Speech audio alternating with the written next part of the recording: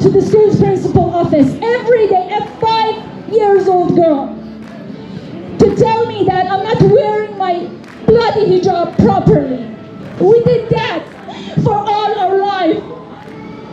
We forced ourselves to follow this discriminatory law. Now they're killing our sisters. Hi, I'm Zara, a 14-year-old Persian and Kurdish girl who was only 2 when she abandoned her country, Iran. My mother and father, who were born and raised in Iran, left. And fear of what happened to Mahsa Amini could have happened to me. It could have happened to one of your daughters, sisters, aunts, mothers, beloveds, friends.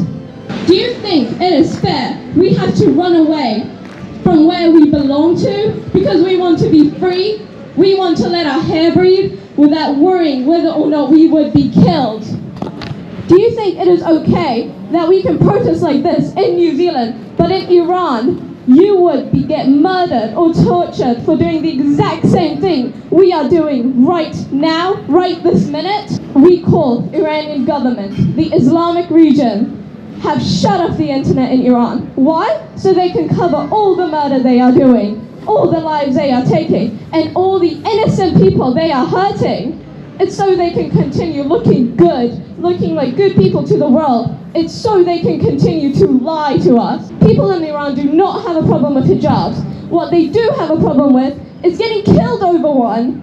Women are getting beaten, tortured, and in most cases murdered by having a strand of their hair visible. Our beautiful Iran is being controlled by cold, heartless beings that cannot be described as humans.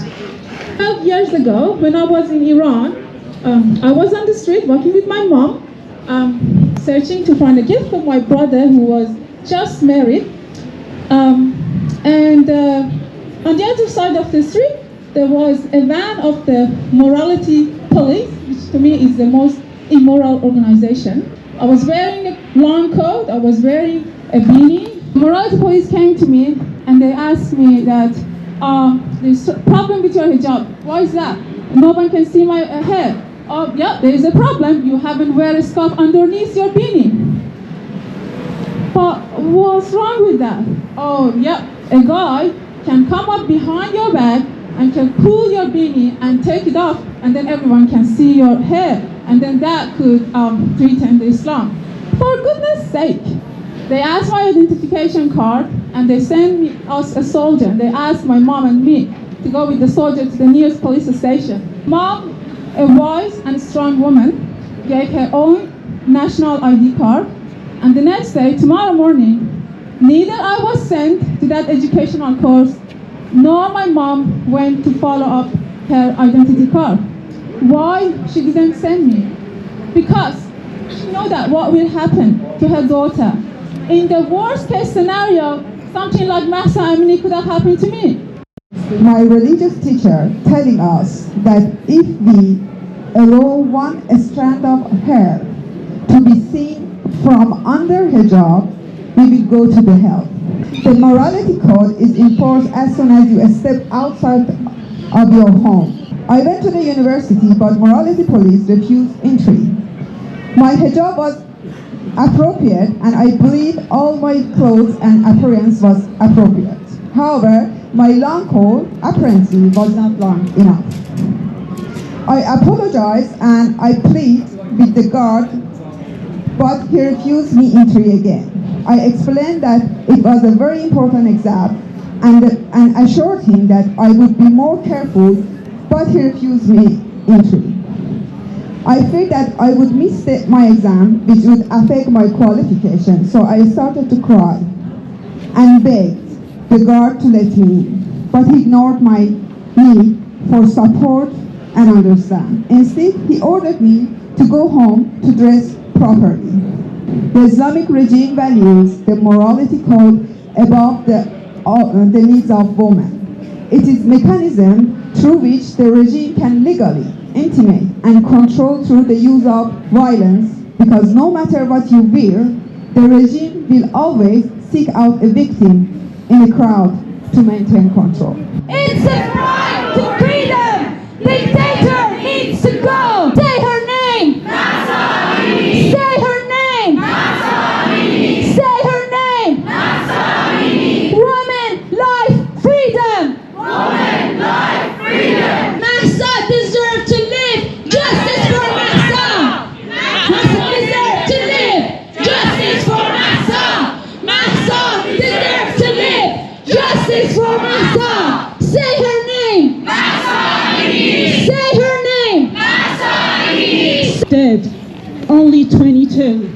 And Maziar Soleimanian, he was young. I wasn't able to find out how old he was. He also died. And these are the people who've been arrested. Hossein Mahini, former football player.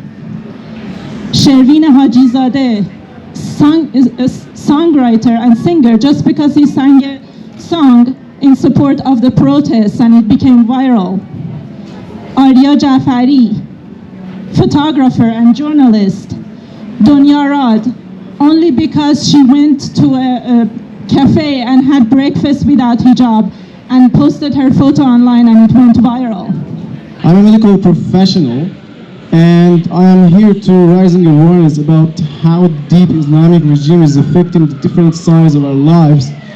It's really unimaginable. You are in the emergency situation, but if you are not covered and if you do not have a job, they will not accept you. We are not against hijab or against Islam or anything else. We want freedom, freedom of choice. Islamic Republic, Islamic regime is not just against women, it's against happiness, it's against being happy. 3 weeks ago, before all the protests in the street of Iran, a bunch of my friends, 20 young girls and boys, they had just a very private and friendly celebration for one of the birthdays. Because what happened? This morality police, they marched and attacked into the private property and took all of them, get to the hostage and to the prison for 2 days. What's their crime? Being happy. And this is the reality of this cruel and brutal regime that is happening right now in 21st century every single day. Thank you all. It's a crime to be happy. It's a crime to dance, and brave Iranian women are dancing in streets, being faced by bullets. Can you imagine it? Can you close your eyes for a second? Imagine the level of brutality and imagine the bravery of them, standing in the streets, dancing. They are brave. Be their voice. Please be their voice. Sign our petition. Share our petition. Follow #Mahsa Amini. Everywhere in the world, police should protect you, should look after you, but that's opposite in Iran. So because of this hijab as a layer on top of everything, so they put it to control, to break your soul, to take any confidence if you have away from you. If you walk in the street of Iran, you see police and you get terrified and you try to hide away because you don't want to get arrested. For the few years after my migration, every time a police car was passing by or I was sawing a siren going on, I was just looking for my scarf. Oh, where's my scarf? I should hide.